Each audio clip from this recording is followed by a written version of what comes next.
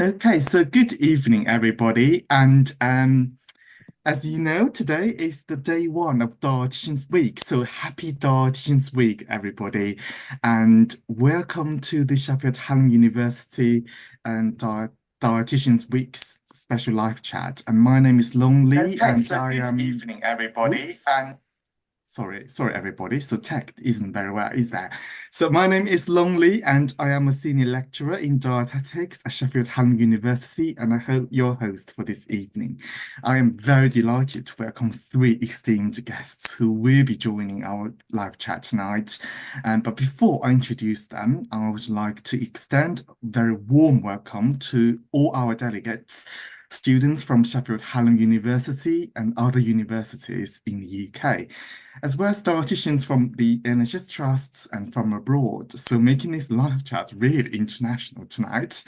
And I also want to welcome everyone watching this live chat on YouTube as well. Okay, without further ado, let me introduce my guest. Okay, so on my top left-hand corner is Ursula Arens. So Ursula has a degree in dietetics, and most of her career has been in the food industry. She set up the nutrition and allergen labeling and additive policy systems for the food retailer Waitrose.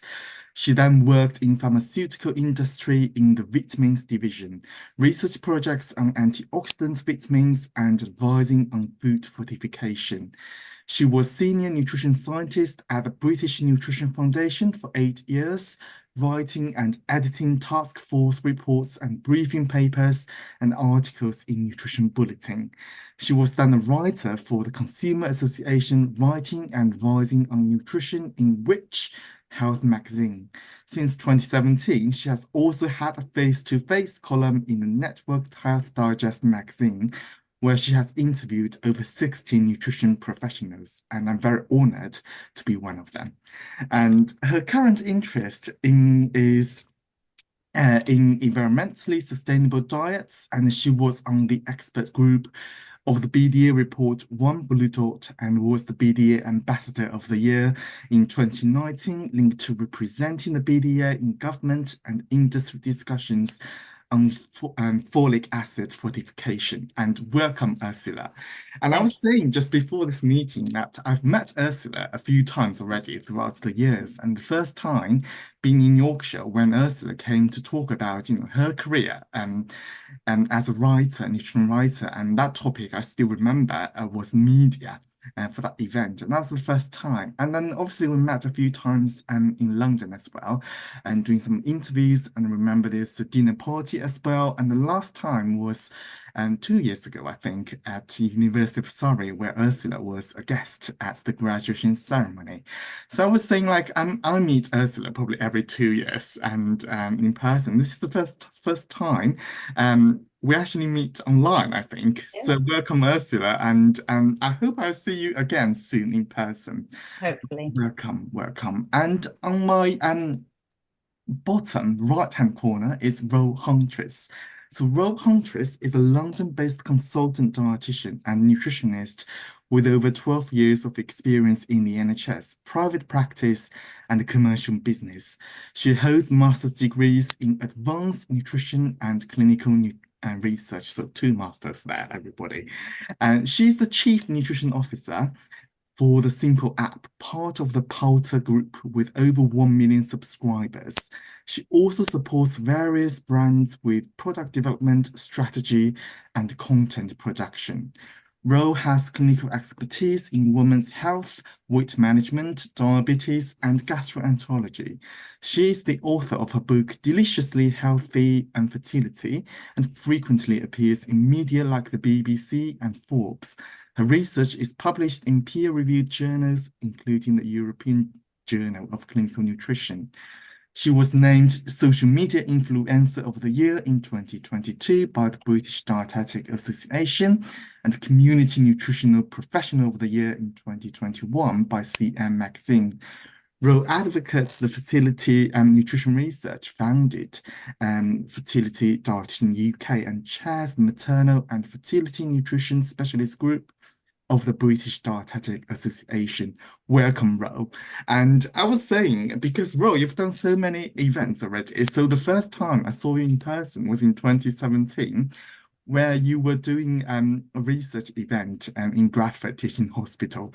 And at that time, you were sharing your experience as studying this master's in research in Manchester. And I still remember a lot of things you said in that event, actually. And I think at that time, I thought this person is going to achieve so much in their career. But obviously, Oh, 7 days, 7 years has passed by, and obviously your career has absolutely taken off. And I will share of what that sentence engraved in my mind later on in this chat. So that's really welcome, Ro. kind. Thank you. But it's really good to know that you're based in London. Obviously, at the moment, you're back home for a week. But because previously, obviously, you worked in Yorkshire, and then on your Instagram, I think you're just all over the globe. And I was thinking, where's actually Ro based? So it's really good to actually read Anywhere, that and really everywhere, yeah. realize like you're based in London now. Um, Yeah, exactly. I did my studies up in Leeds and yeah, worked in a few NHS trusts in Yorkshire. So Yorkshire has a very firm place in my heart. Excellent. And I hope you can, come to the Sheffield Hallam one day and just guest lecturing in our course. I would love to. I shall extend that invitation, and this has been recorded, everybody. So that's very nice. Ro has agreed. And That's on the how you lure bottom, us all in. on my bottom left-hand corner is Nick Trott. So Nick obtained an honours degree in nutrition and dietetics from Cardiff Metropolitan University. Following his postgraduate training, he worked in various clinical areas within the NHS, including critical care, oncology, and hematology. Currently, Nick is a gastroenterology dietitian at the Royal Hallamshire Hospital in Sheffield, where he covers the specialist celiac clinic. And his clinical interests include celiac disease, gluten ataxia, non-celiac wheat sensitivity, and the low FODMAP approach to disorders of gut-brain interaction. In 2016, Nick was recognized as the Celiac Professional of the Year by the CM magazine. Nick is a member of Celiac UK's Health Advisory Board. In 2017, he attained a master's degree in clinical research from the University of Sheffield and is currently pursuing a PhD on the role of dietitians in managing celiac disease. Additionally, Nick lectures on celiac disease in the dietetic programs at Sheffield Hallam University. So welcome, Nick. And so we actually met quite recently, Nick, and I remember that was a pouring day, and it was just raining so heavily, and you came to teach the MSc Dietetics. So everybody, if you study dietetics at Sheffield Hallam, you will have access to, those internationally renowned dietitians. That's just a plug. But welcome everybody, and I'm very excited. And what a panel tonight!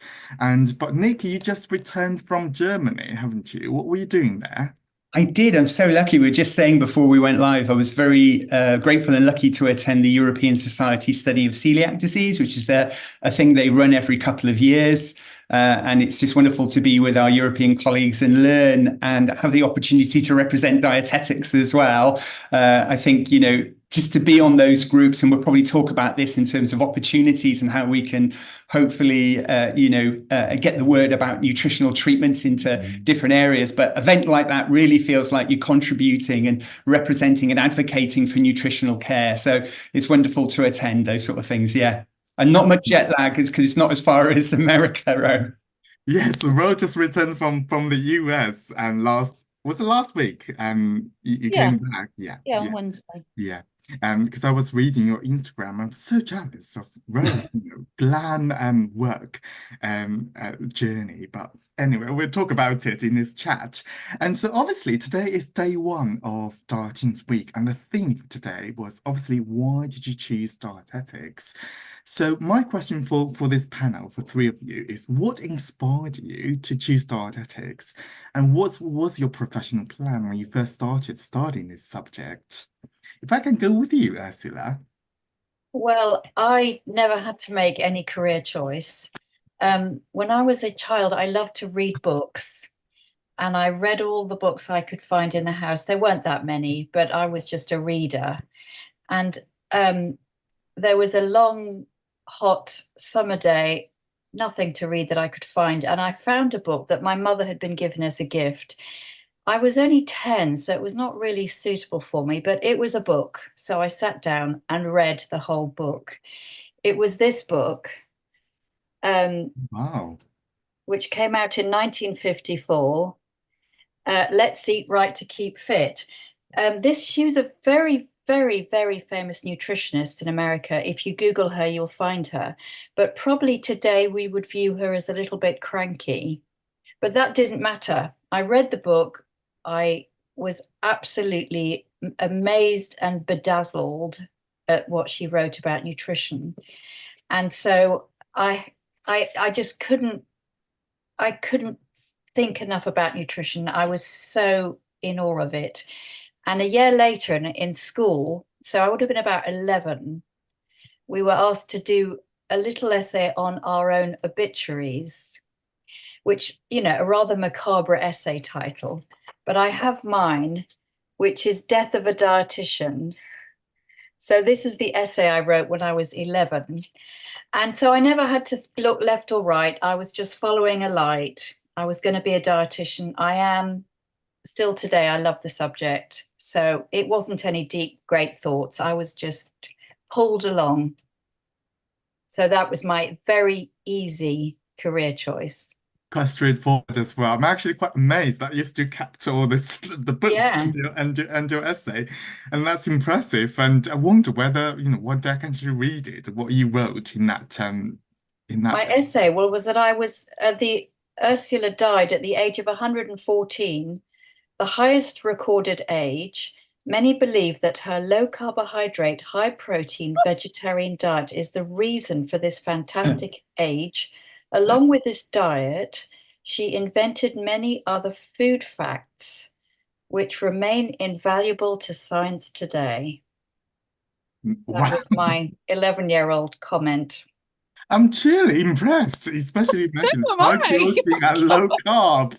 And when did you write it, Ursula? When I was 11. It was the 11, first yeah. year of Wow. secondary school. Yeah, 11. I say it was a strange request for a suggestion for a teacher to write your obituary, but so I have got the Death of a Dietitian. Wow, wow. That's very interesting. What about you, Nick? Do you know, that's so interesting to hear, Ursula, because I had the pretty much exact opposite. I think when I left school, I wasn't sure what I wanted to do. I think the best way to describe it, I came out of school with not the best grades. I think is a probably subtle way of describing it. And I was saying later on when I was doing my master's, it turned out I do have dyslexia, and I think that affected way I learned in school, or didn't maybe perform to as maybe as well I was thought I was going to. But that was ultimately a good thing because I went traveling. So I did that thing going for a gap year, and that gap year became 5 years. So I ended up sort of living in Europe and traveling around, and I lived in the Netherlands for a while.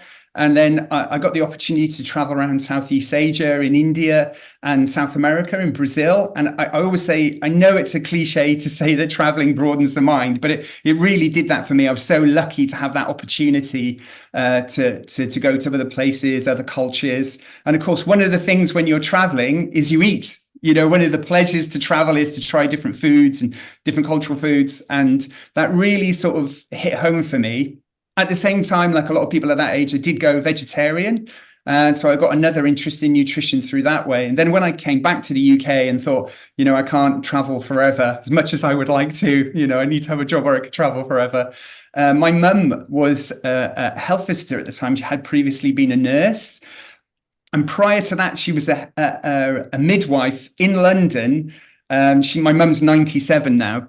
And still going. And so she was called the midwife. She had a bike and everything, you know, going around London on a bike.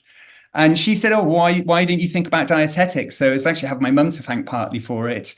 And obviously I like a lot of people that get into this profession. I was quite interested in sports nutrition as well. And then, yeah, I got on to do a access to life sciences to get my sort of science knowledge up. And then I got onto the course and I was off to the races then, and I've never regretted it. And it's always been it's a profession I love to this day. So it's a very different journey compared to Ursula's, where you've traveled around first and experienced all the cultures and everything, and the food and everything, and then started this journey. So I think almost like it's never too late or too early to start, dietetics, isn't it? Like you can start after a few years, you can start straight after. And Rose, obviously you actually shared some of your story today in your Instagram, and I wonder if you would like to share here of why you choose dietetics and what you wanted to be when you just started that course. Sure. Well, I'm just so impressed that Ursula even knew what a dietitian was when she was 11, because I didn't even know what a dietitian was when I went to university. For my undergrad, I was like just figuring out life. Yeah. I was kind of like, right, let's get to the next stage of life, then we'll go to the next, the next, the next. So yeah, I just basically, and I think it's or there's like a good proportion of people who will finish their A levels and will not know. I mean, there's so many different directions in which we could go. So I just wanted to find a course that combined my two favorite A levels, which were biology and Spanish.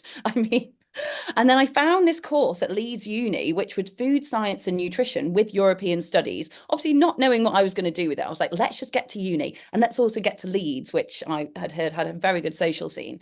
So anyway, so I got there, and then the nutrition part of it, I just absolutely loved. And I was like, yes, this is a bit of me. And then I heard that the dietetics course, which was at Leeds Beckett down the road, was fully there and operational. And I was like, this seems like a good bet for me. So yeah, so I just went down there, and then, I started to explore, okay, what is the dietetic career like?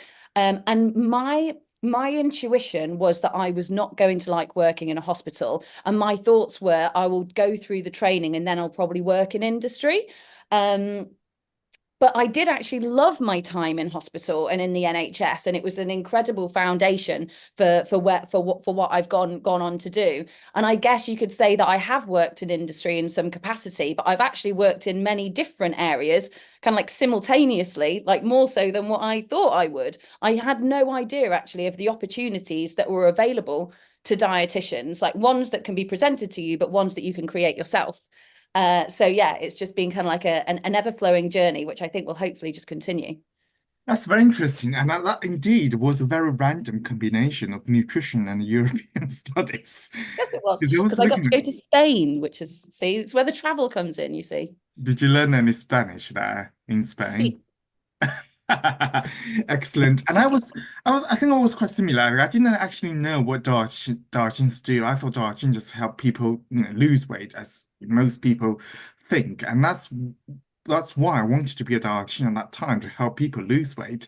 I remember that I shadowed a dietitian in Bradford Teaching Hospital in an outpatient clinic, and she was seeing, IBS patients, weight management patients, and diabetes patients. And then she said, after the clinic, she's going to be on the ward. And I was thinking, what? And then she said, oh, I'm going to see this patient with a feeding tube. And I was, question marks all over my head. And I didn't even realize what dietitians, excuse me, what dietitians did until I actually got on this dietetic course and realized, how diverse this career can be. And yeah, so I was saying that since I qualified, I've never worked in weight management at all. Even initially, I want to help people lose weight, and all I've done is to help people gain weight, hopefully.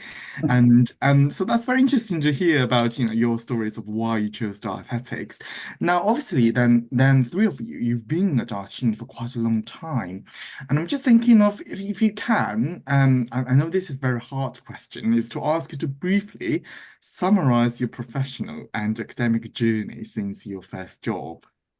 Now, if I go with you first, Ro, this time. so starting from my first job and then going on to where I am.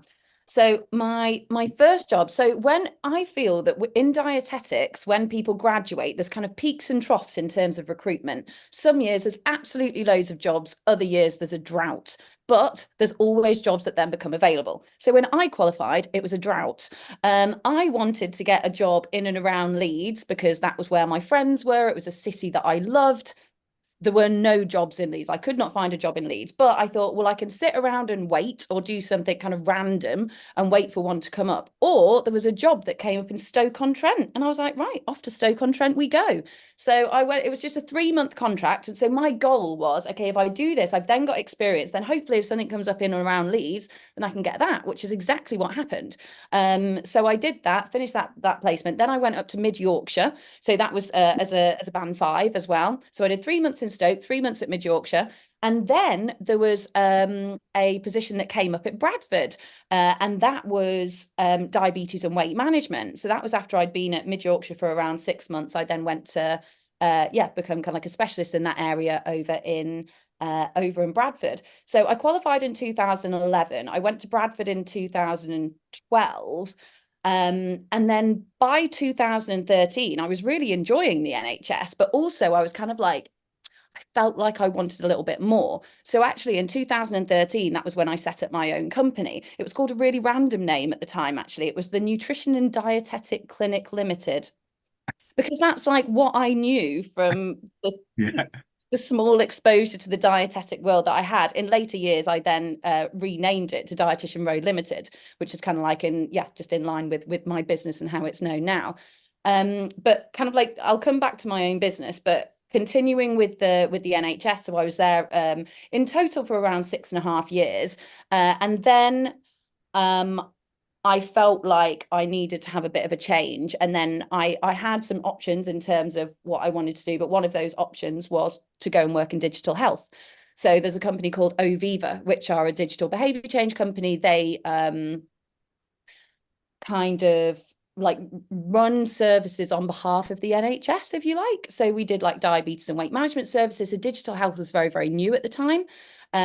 So I was like, okay, this could be a great opportunity, because surely like the world and healthcare needs to be digitized in some way. So it was an opportunity. So I went there. And I led their first obesity contract there, and then it went really well, which meant that we won others. And then I moved to be the clinical lead for obesity there. I then moved into the global team to be the global clinical research lead. And then I was then headhunted from this global health tech firm called Palter. So Palter own a portfolio of different health and wellness apps. And I work predominantly for one called Simple. Another better known one is Flow, which is like a menstrual, it's like a cycle tracker in essence for women. But we've got over like 50,000 active subscribers across the portfolio each month. So it's kind of like a big portfolio, and our main market is in America. So I work for them as their chief nutrition officer. So that's that. And then in terms of my own business, so like with that, I was basically, I just wanted to explore what was out there. So I started doing things like meal plans, which I absolutely hated. And it took so long to do, but I was just like, oh, well, it'll give me an opportunity to like offer a service purely myself, to set up a website, to get an accountant, to start like thinking about all these things. So I did that. I did home visits. I did like private clinics with some doctors that I met via the NHS. And then, which was kind of like a big break for me, I got my first retainer, which was basically my first position working for a brand. So working X hours per month for them. And then that showed me, oh, you can do this.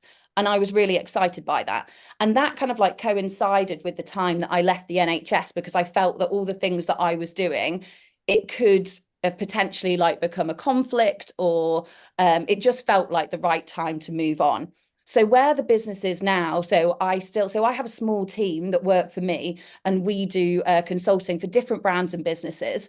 And then the kind of like the final sphere to this is like my platform Fertility Dietitian UK. So this is something that I set up in 2020, and we basically support women, men and couples on their journey to conception and beyond, and coaching them with diet and lifestyle, basically like changes and optimization. So we've got like an online clinic, we have like online resources, like PDFs, online courses. I now do education for healthcare professionals.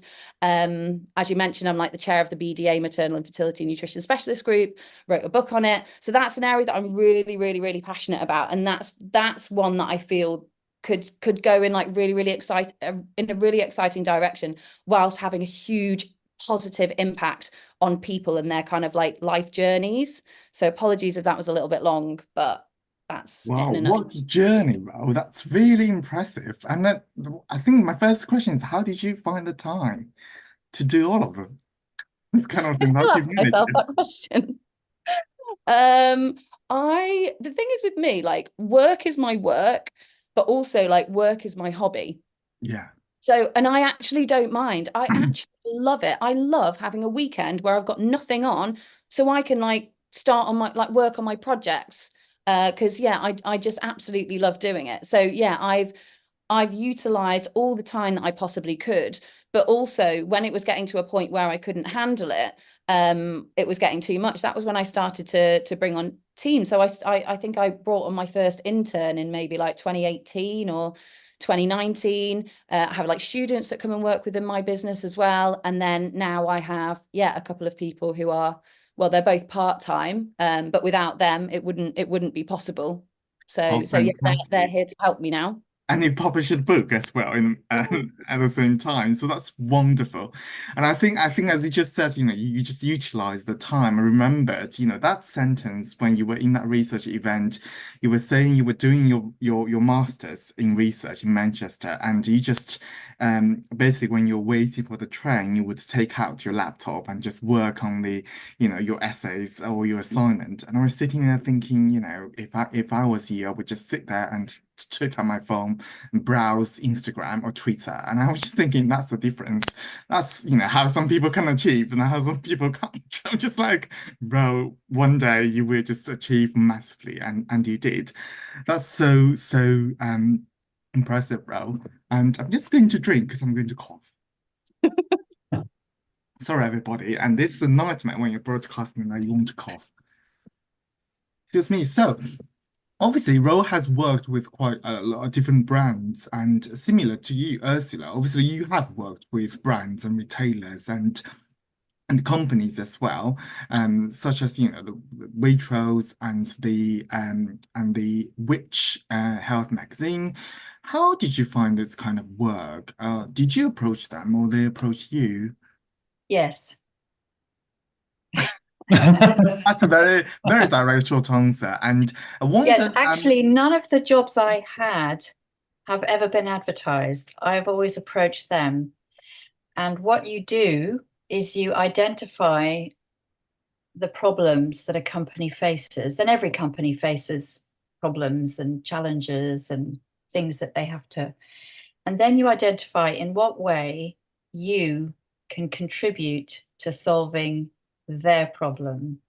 So what is their problem and how are you going to help them solve their problem? So I joined Waitrose. I was the first nutritionist, and it was just at the time when the government declared that they wanted all companies to put nutrition labeling on products. And Tesco had made a statement that they were going to do this. And so all the other retailers had to kind of, pull things together to put nutrition labeling on every product. And at the time, it was all voluntary. So there was a bit of a mixture of different formats and some government guidelines, but different ways of doing it. So they just asked, so when I wrote to them and said, oh, I'm a nutrition expert and I could do nutrition labeling for you. And they said, okay. So, so the thing is, it was an area I didn't know much about, but then it was an area that actually no one knew much about. It was a whole new terrain. And when I was at Waitrose, a whole thing exploded out of nowhere that, again, no one could have predicted, but became the biggest issue that all the retailers had to grapple and discuss, and endless customer letters with red hot fury, which was additives. Because there was a book that came out called E for Additives, and suddenly the consumer was being told that the food industry was pumping everything with additives. And suddenly this was an issue where everyone was suddenly spinning every plate to try and reduce additives, avoid additives, change. So I became central to the sort of discussion of use of additives, labeling, nutrition labeling. But no, I mean, if you have a dietetic qualification, you don't have complete knowledge of every area of nutrition. And however good your lecturers are, and even if they're as good as Long, they can't teach you every single aspect that you might face in your career. But what you have got is a key, and that key is a mixture of a good basis of understanding science and the methods of science and the language of science and looking at statistics and making some judgment on information. But B, the magic second thing that dietitians have is a very deep understanding and robust personal and professional interest in food. I mean, you know, food is the subject we all share this great love of. So the combination science and food, you know, is an area of expertise that of course is needed in the health service, but equally, you know, there is food and science all around us all the time.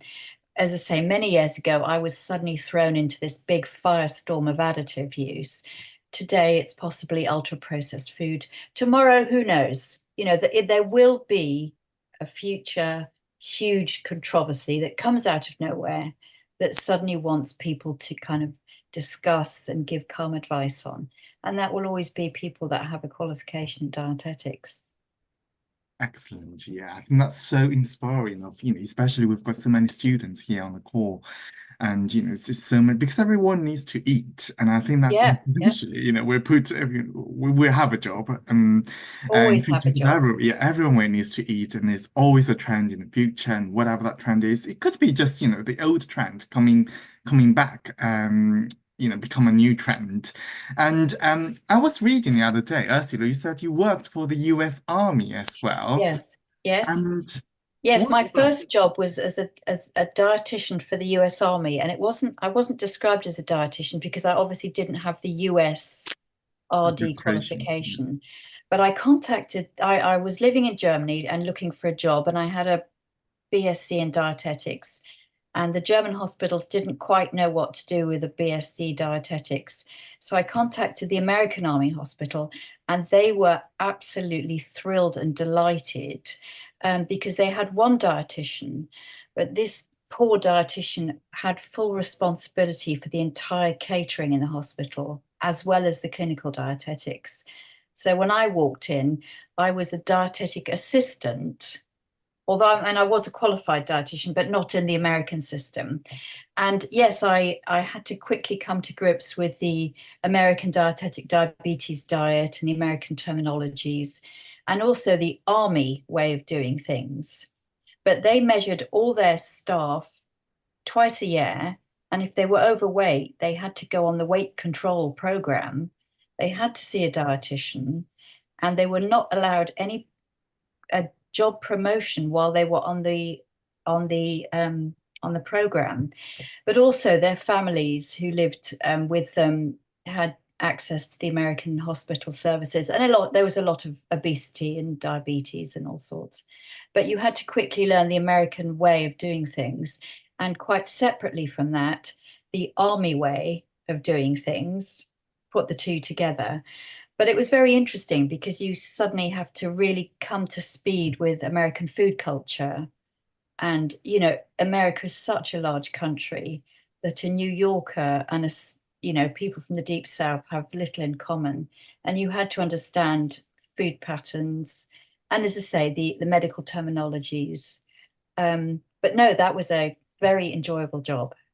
And how long did you work for the I army? worked 1 year with the American Army, but then I came to the UK. Excellent. And more recently, you've worked with the BD as well on various projects. And Yes, I mean, I'm on the professional committee, and I've been on various committees. I mean, not any different from what lots of dietitians can do, should do, and get great pleasure from doing. And I suppose that my current interest, if I had to define it as one thing, is environmentally sustainable diets. So I was part of the One Blue Dot project. what inspired you, or what sort of you're interested in that now, and why is that? Well, sustainability is a kind of explosion, and there's a lot of confusion and it's endless shades of grey, and there's strong campaigners and there's separate issues. But if we just look at food and diet, even within that, there's been huge debates and does everyone have to be vegan? And also it's going slightly outside the profession of dietetics into the terrain of environmentalism, which is a whole separate terminology and, you know, different ways of measuring things. But I went to, I've always had an interest in the subject.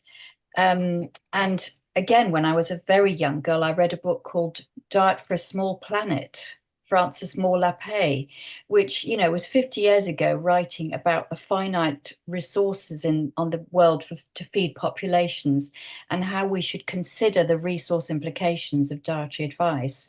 So 50 years on, you know, that's where we are. And I think, you know, feeding the 8 billion, soon becoming the 9 billion, you know, is just such a fundamental issue. And of course, a huge chunk of that discussion is not dietetics or dietitians.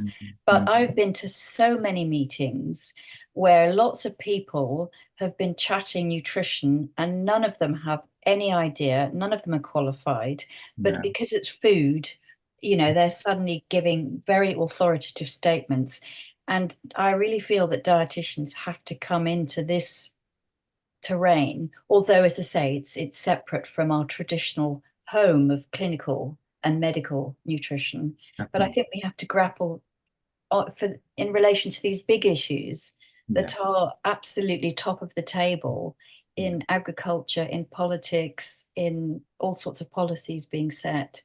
And as I say, we're not expert on the whole thing, but we do have sufficient expert to contribute a lot to the conversations. Absolutely. So basically, dietitians should influence the policy as Absolutely. the nutrition expert. And while as you were talking about, you know, how the plant-based diet can improve sustainability, I was reading through Rose the book on the nutritiously healthy fertility. I think there's a chapter dedicated to plant-based diet as well. Is that right, Ro? Because that's quite yeah, there's a section that covers nutrition for plant-based eaters when considering fertility. Right. Excellent. Okay, Nick, obviously you are not the list, so I have to say, Nick, so when I knew you, you were one of the celiac disease dietitians already, and I actually didn't know you worked in any other areas like critical care or oncology. So it would be very interesting to hear about your stories.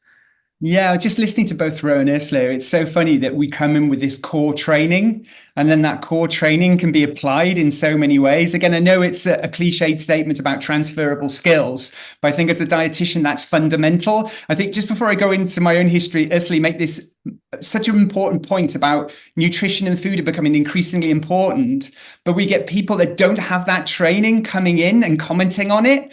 And I think it's a real challenge and an opportunity because nutrition is so important. But again, it's how we take the opportunities presented like that as nutrition professionals. And I think a concern I do have is the commentary on nutrition is not by people who have those qualifications. It is a real concern for me about how we really take that forward. It's just in the forward of my mind when you were talking about it. In terms of my own personal journey, so I was always grateful, again, when you look back over your career, and I've been around for a while now, probably need to retire, that my base trainer was in St. George's in London. And at that time, there was a critical care dietitian there called Catherine Collins. And she is a legend. And I'm so grateful to be able to be with her.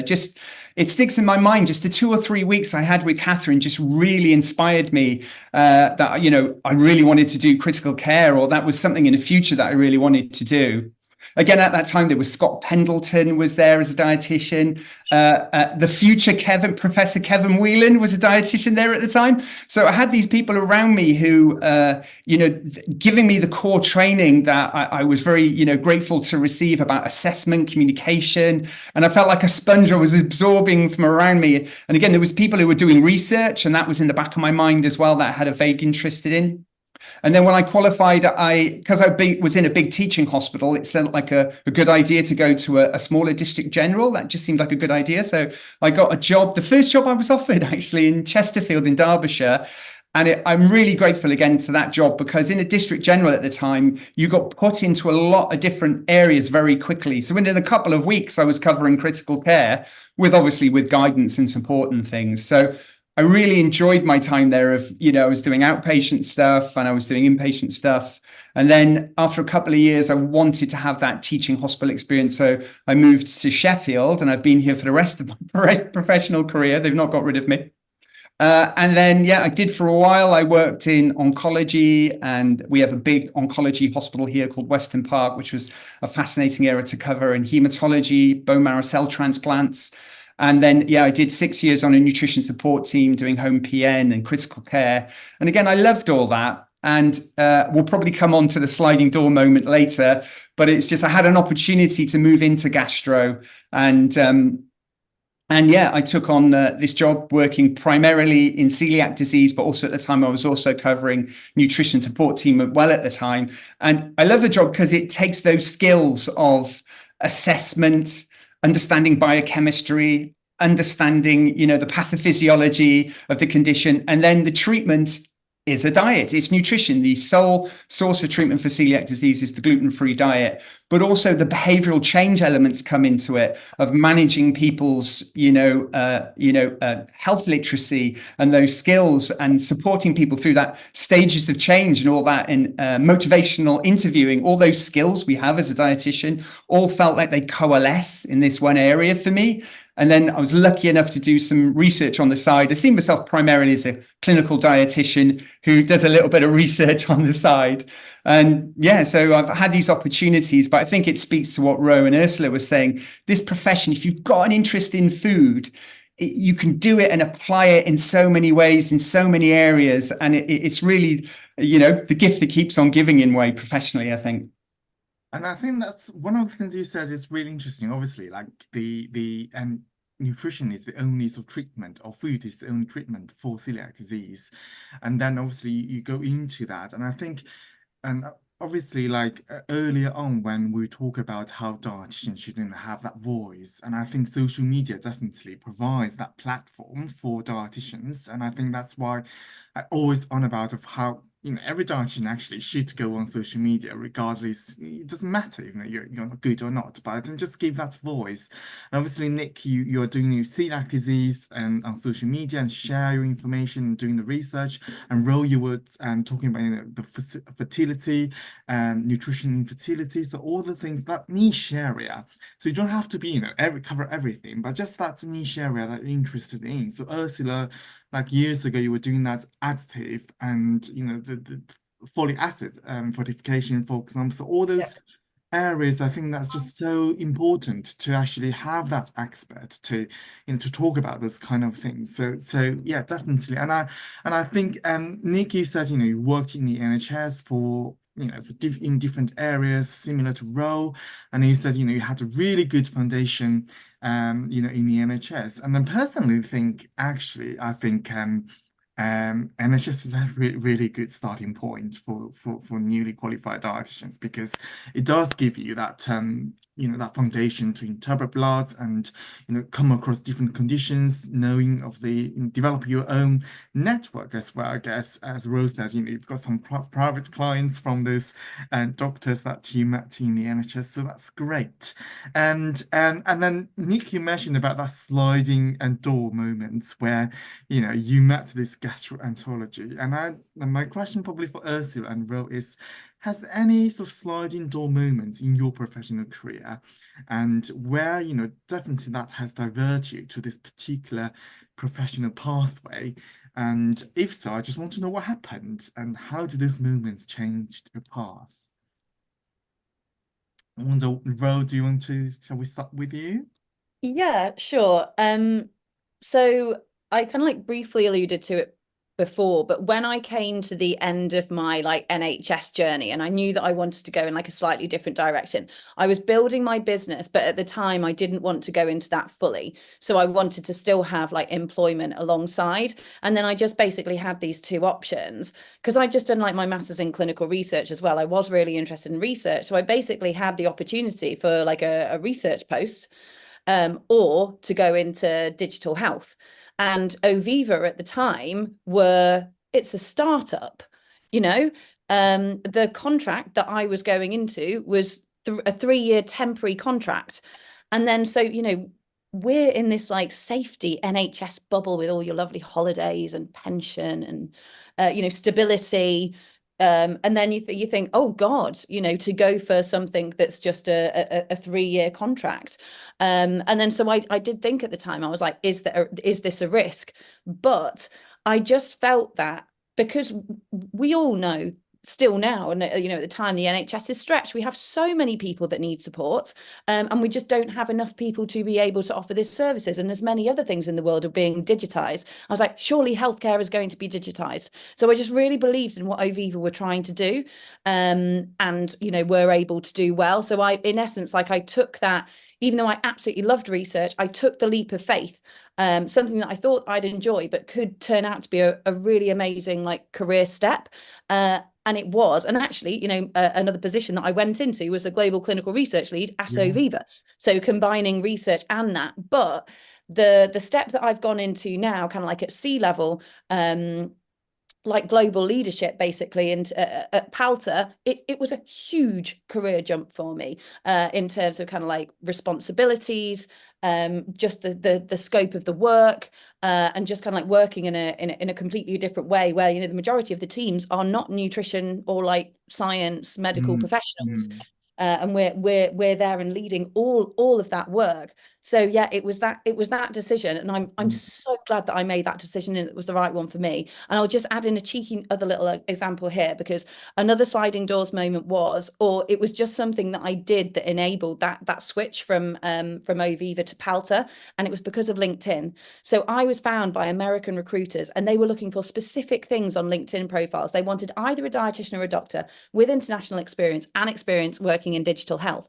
And because I had those, and because the title of my second position was global, they were like, right, okay. And then they only found me because of LinkedIn. So I never believed in LinkedIn before. Not that I believed it. I was just like, I don't know, maybe it's of no use to me. It was of huge use to me, and now I really believe in that as a platform, and utilizing it to kind of like, but like promote yourself. And I think there's no shame, as long as you do it in the right way and you don't do it with an ego or arrogance, you can promote yourself, because it's going to allow opportunities to come your way. And you know, we all should be able to share about what we're doing, what we can offer, because yeah, we can, you know, potentially create a lot of collaborations and help other people. Yeah, definitely. Wow, that's just imagine if you just choose another one. Have you actually imagined that if you had chosen, you know, that research pathway, what would be like? I have no idea, because another thing as well with digital health is that like you can work remotely. So all the travel that you mention, I can do that because I work remotely. In research, potentially not. Yeah, yeah. Great. I think the another thing I'm going to do after the chat is to update my LinkedIn profile, definitely. With the hope that the headhunter, I hope a manager's not watching, will find me one day.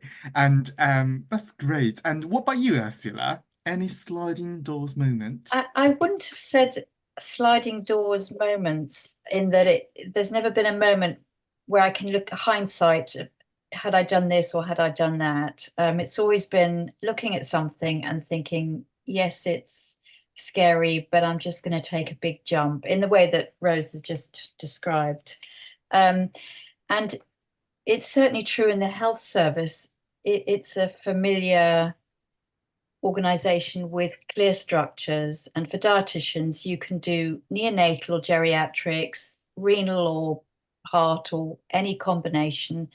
There's endless variety, but it's all relatively clear and structured, and you're working with colleagues who are on the same brain length, that they're medical, they're caring for people who are unwell, They're all motivated to sort of improve people's lives.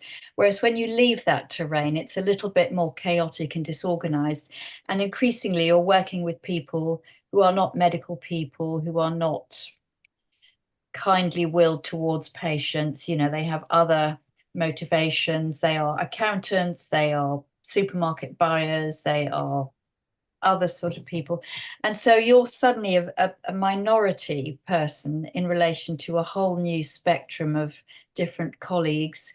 And you've got to fit in, you've got to learn a new language, you've got to slightly learn how they're looking at things. But equally, you are in a very, very unique, privileged position of punching into them how you are looking at things, which many of them are not aware of, and are surprised and delighted to learn, you know, that there is more to the world than accountancy. And they are very happy and very open. You know, when you're working, for example, in a supermarket and you're talking to the buyers, you're explaining things to them which they face but don't understand. And they love to have someone on the home team that's on their side, but that can help untangle all these things that get thrown at them to make decisions on, which, you know, they don't know. So, as I say, it is leaving the NHS is slightly leaving a comfort zone. But as I say, I've found it wonderful and exciting and inspiring. And that's one very interesting thing. And just following that Ursula said about working in the NHS, I just realized, you know, for all of us, only Nick is still working in the NHS, and three of us are not working in the NHS anymore. I definitely can resonate of, you know, that moment you've decided, you know, you're going to leave and worried about, you know, what about my, you know, clinical experience? What about, you know, pension? What about, you know, holidays, etc., etc. But then it just turns out, you know, everything will just works out fine. And I think because the NHS is so short-staffed, it's always easy to return back to the NHS if, you know, things don't work out. So I think looking at, you know, Ursula and Ro, your experiences, whether you just sometimes you just have to make that decision and try, or just to take that adventure, really take that opportunity, and then just try it out. And most times I have to say, I think things do work out themselves. But having said that, I just wondered if any of you have, or in your professional career, have you encountered any particular obstacles, and how do you guys sort of overcome them? So I'll come to you first, Nick. So many, particularly working within the NHS. I think there are obviously, and you know, I think the NHS has got so much to learn from outside methods of working, and hopefully, you know, we can, as digitalization comes in, and you know, we're maybe touching on AI later. I think there's an opportunity there for the NHS to change how it works, maybe, and sort of work in a different way. And sometimes it can feel like a slow turning boat, you know, it wants to change direction, but it's lumbering into a different direction. But you know, I still think there's opportunities in there for us to learn from private practice and different ways of working. In terms of obstacles, one thing I'd say is about the research opportunities that I've had. So I often think research is a team sport. And as part of research, you know, you're writing on yourself, or maybe doing statistical analysis by yourself, but it's very much done, you know, with other people, you know, with the participants who gracefully give their time, you know, with statisticians. And I'm lucky enough to have done some multi-center stuff with, you know, Yvonne Jeans from Roehampton University, and Natalie Lardley and Christian Costes from Bradford. So, and you can, working that way, you can overcome the boundaries and the difficulties to it. But I think what's hardwired into research is that sense of rejection. You know, you put a paper in, it gets rejected. You have to think about, you know, the peer review process that you go through, and that's just something that's hardwired into research, and it should be that way. That's the scientific method, that you get questioned, that things are improved, because it's that iterative process that you go around to improve it. So I think. And you learn that as you get into a little bit of a research career, that those sort of things are hardwired. And I know resilience is a word we've got to be careful about, because I think it can be put upon us. So you've got to be resilient in your role. But I think there is a component of understanding that rejection or barriers are part of that research process. So I think when I think about my career, I can think about it clinically, but particularly in terms of the research, some of the things I've done, you almost have to accept that you're going to be questioned and you're going to have rejection hardwired into the process. But I think persistence will help, doesn't it? And then you just, keep working on it. And then, you've got quite a few papers published, haven't you? So if you carry on, contributing to that evidence-based practice. That's excellent. What about you, Ursula? Any particular obstacles you have had? I've loved every day of my career. The obstacles are just, as I say, that as a dietitian, you're the minority of one in an office or a company of hundreds or thousands, and so you have the monkeys in marketing that are trying to sort of claim things that are not true. You have media, you have directors that are very anxious about the commercial decision making. So suddenly you're the odd one out. You're the scientist person, you're the person with this deep knowledge of a small area, but they have other areas of knowledge, and you have to just jiggle and juggle as a team. And you have to understand, of course, if you go out into the world of a retailer, that basically the decisions have to be driven by what the customer is communicating, and the customer is very fickle. And the customer, what they say and what they do is not the same thing. And the customer is the center of decision making. So, of course, for a retailer, that is the focus. But there are many discussions where you could have this or have that. And actually, it's commercially neutral. They don't mind. Both of them are the same. And you, as the expert, can then say, but from a nutritional point of view, A is much better than B. And they say, that's fine, we'll go with A.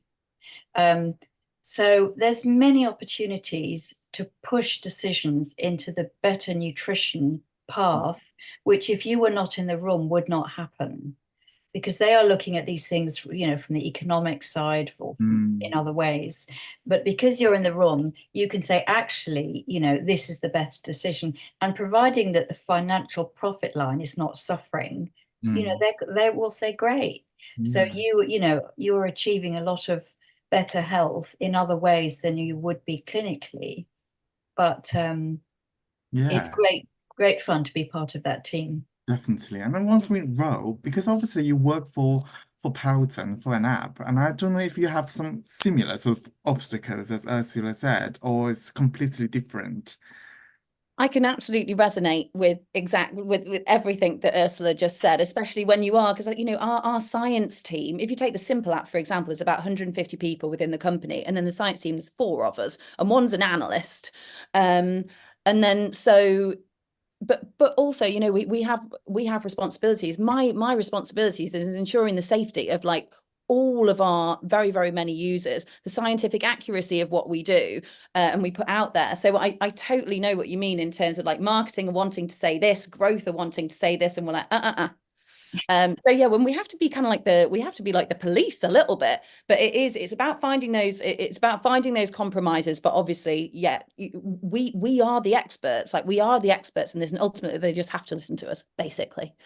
Yeah. Any other particular one obstacle you would like to? Yeah, the example that I was going to give was actually around social media. So I started my social media account, Dietitian Row, in 2018 when I left the NHS, basically. And I think it's an amazing and a fantastic thing to do. But what I wasn't expecting was trolling. And it's I'm talking in my mind, I was talking about something very non-offensive. Apparently, it can be offensive. Who knew? But I think, as Nick was saying before, because, we talk about food and it's like everybody eats food, so they feel like they have that they're qualified to have an opinion on it because they eat it. So you'll find that people will either agree with you, disagree with you, or not really care. And then the people that disagree can troll. So I just think it's something to be aware of when you're building a social media platform. And to be honest, that's why, especially like with my main page, it's around like 12K. I'm quite happy with it there, because the higher it gets, the more followers you have, the more random people of the public that follow you, you kind of like open yourself up to that really as well. And also, like, as a protective mechanism for me, I actually choose not to go on Twitter X, because I feel that actually Instagram for me personally is a bit of a nicer playground and platform. So yeah, I just take steps now, and actually I'm much more resilient or less bothered if somebody trolls me now. I'm very quick, like block, delete, goodbye. Whereas the first time I was trolled, I was upset for about 4 days. But now we learn, we move past that. So yeah, it's something to be aware of, that it happens, but you can just find solutions to manage it, basically. That's a really good piece of advice, Ro, because I only had one troll so far. I was thinking I haven't made it yet because I haven't got much. Congratulations. Thank you. And just last question, I'm just noticing the time. I can't believe, time has passed so quickly. I know, right? And so Nick mentioned about AI, because obviously then, Ro, you work in the digital health, and Ursula, you do a lot of writing.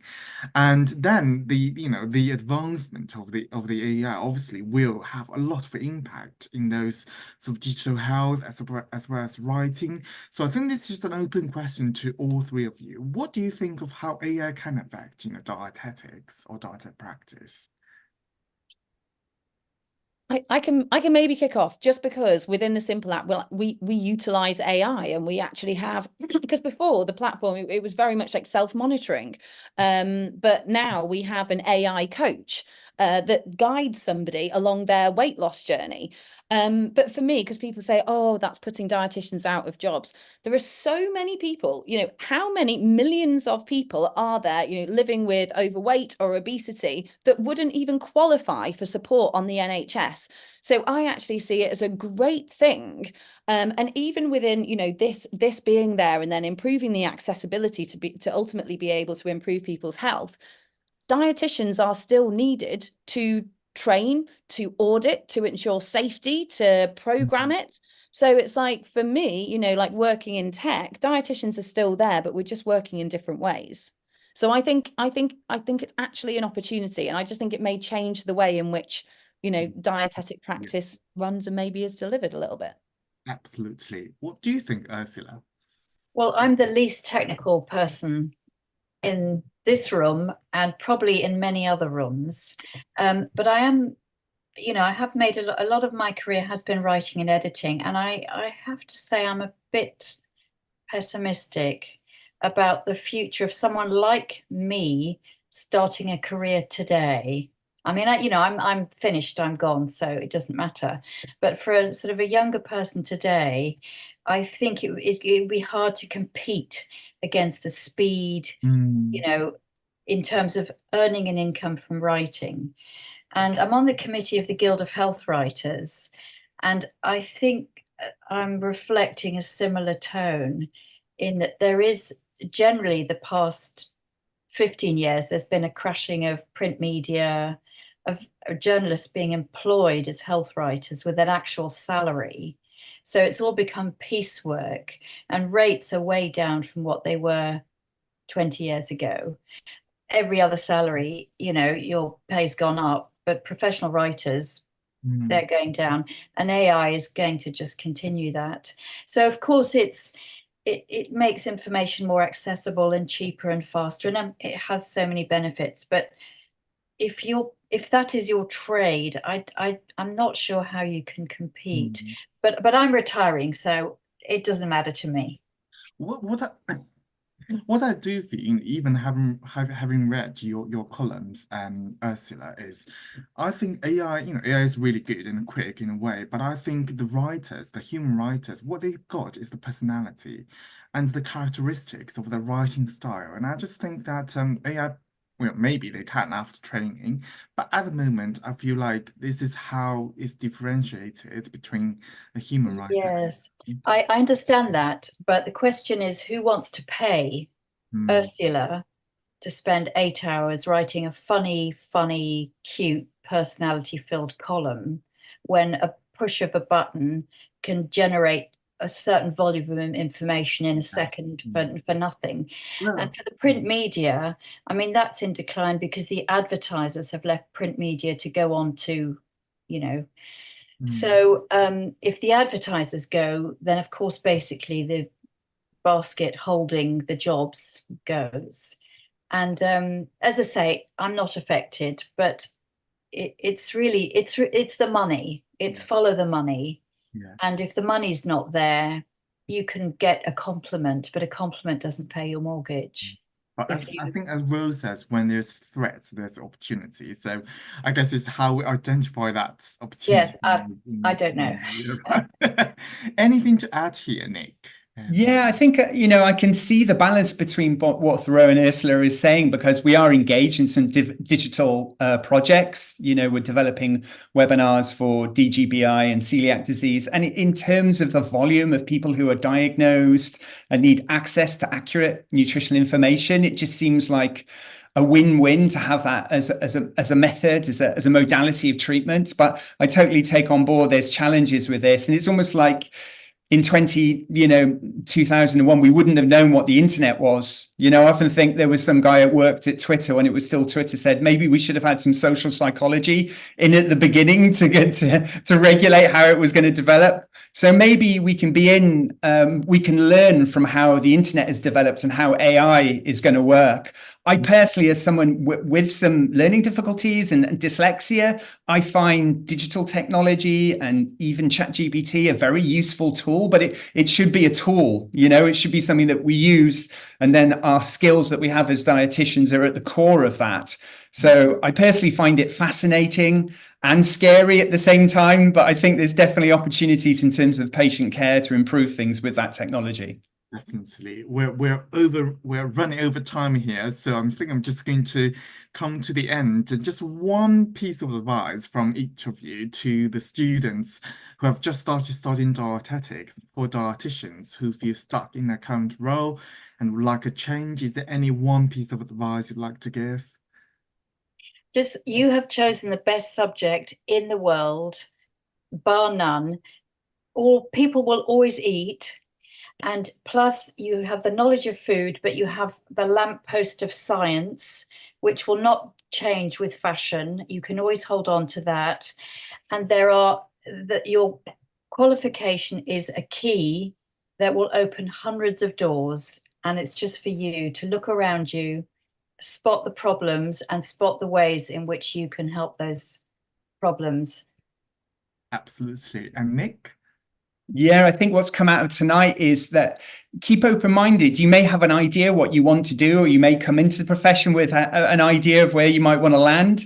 But, there's so many ways you could work, and you need to find your niche, or you find your family. You need to find your work family in a way. And I think you kind of know when you've landed there in a way, but it can take a while. And it's just keeping open-minded to try different things, I think, in your career. Definitely. And Ro? I think just basically take opportunities that arise, make sure that you network, have conversations with people. You never know where it will land you. I think also, if people feel that they're like in a rut or they're not happy where they are, there are so many other opportunities that are there available for you, or opportunities that you can create. And I think another really important thing, especially I think almost like a cliffhanger, isn't it? It's like when Ro wants to do something, it just stops there.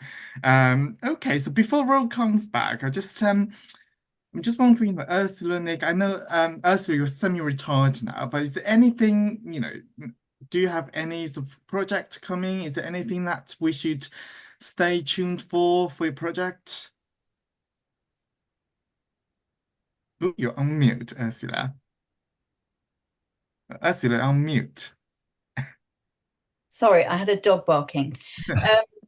Yes, I have got a big project with a retailer, which the BDA will be announcing. which is on sustainable, healthy diets. Excellent. So you can't review too much at the moment Yes. until they're announcing. Okay. Stay tuned for that, everybody. Nick? Yeah, a couple of things in the horizon. So I've been very lucky to work with the specialist gastro group, but with the mental health group of the BDA, and that combining of different specialist groups is personally so enjoyable. So hopefully we're going to publish something on the practical management of DGBI in people at risk of eating disorders. So I'm really looking forward to getting that submitted, but also very quickly to plug it, in September, we've got the International Celiac Disease Symposium coming to Sheffield. So that's usually a big thing every 2 years. And the last one was in Sorrento in Italy, and this one's in Sheffield. So if anyone's got an interest in the area, I'd really encourage them maybe to think, because maybe it's not in the UK very often. So those are the two big things on my mind at the moment. Sheffield as well, everybody in September. And you were saying, Ro, that you left a cliffhanger there and you were going to conclude with, I think with 1 or 2 sentences. You were talking about the opportunities there. Yes, so sorry, I don't know where it got up to, but basically, yeah, to take opportunities that arise, network, have conversations with people, and don't be afraid to change. If you are somewhere that isn't quite working out for you, like see what opportunities are available, or think about the opportunities that you can create for yourself. And I think also, like, surround yourself with positive, with similar people. If you're wanting to think about things in like an entrepreneurial way, or you want to write a book, or you want to do something, like, just connect with a group of dietitians that are the same, because it can have such a positive influence. I've got like this little group of, there's maybe about 10 of us, and I've been in this little group since I started on Instagram in 2018, and our careers have all gone up. And I think, I really, really do think that this group has had like a positive part to play, because we're like, oh, like this is normal, this is good. So yeah, just find a group, find a good group, peer support. Yeah, and I think I just want to conclude with, again, one of the things you said in your Instagram reel today, Ro, is luck is when preparation meets opportunities. And I think everybody, preparation and patience and persistence, you will have all the opportunities. Thank you very much, everybody. And I really enjoyed tonight's live chat. And this live chat will be available on YouTube afterwards, and you can rewatch. And thanks everybody for joining tonight's chat. And thank you, Ursula, Ro, and Nick. One final thing. Thank Yeah, you, yes, everyone. Ro, yeah. One final thing, because Long, you've been so amazing and you've been saying great things about us. You're incredible. I think you're such an amazing like advocate for dietetics, lecturer. Like, you've got such an amazing like personality. You're so positive, and yeah, like all your students are lucky to have you as a Oh, lecturer. yeah. Bless you. Yeah. Thank you very much, though. Oh, I forgot. How can people find you guys on social media before we go? On Instagram, I'm at Dietitian Row, or at fertility.dietitian.uk, or on LinkedIn, Row Huntriss. On LinkedIn, absolutely. And Ursula? Only LinkedIn. So just type Ursula Arens and they should be able to find you. I guess, or email, And Nick? I'm still on X periodically. I'm at Trott_Nick, Trott_Nick, and on Instagram, what am I? Gastro RD, I think, at Gastro. I should know. Sorry. Nick, you should make your branding consistent across X and Oh, my poor. same handles. Right, thank you so much, and thank you for the lovely and kind words, bro. And yes, good night, everybody. Happy Dietitians Week. Bye-bye. Thank you. Bye. Bye.